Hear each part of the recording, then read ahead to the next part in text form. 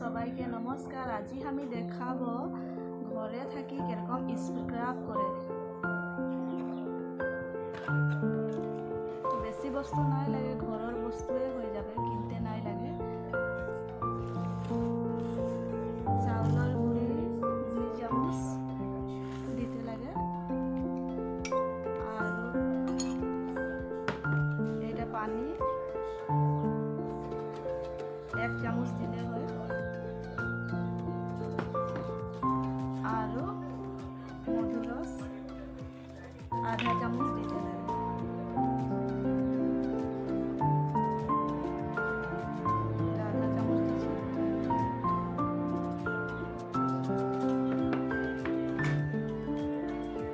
आज स्क्रब कर देखाबो आमी किरकम करे करते पारे। तो हलो এটা চাউলের গুঁড়ি 2 চামচ দিছি, এটা পানি, এটা মধুরস।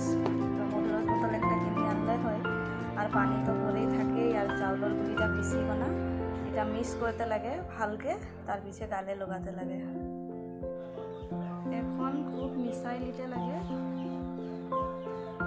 মধুরস আর পানি অলপ দিব না, এই চাউল গুঁড়িটা খুব সুন্দরকে মিক্স করে দিতে লাগে,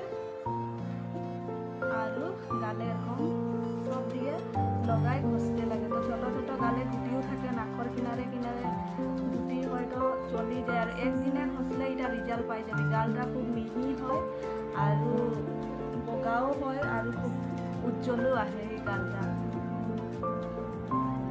তো আজি লগালে আজিয়ে রেজাল্ট পাবি। তো সপ্তাহে 3 দিন লগাতে লাগে, 5 মিনিট এরকম লগাই লগাই ঘষতে লাগে 5 মিনিট।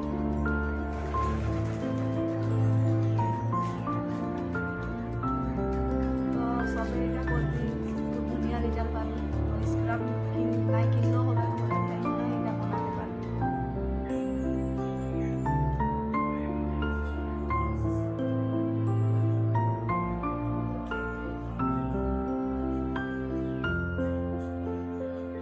কিরকম হয়েছে বলবি, লগাই কোনা কমেন্ট করবি।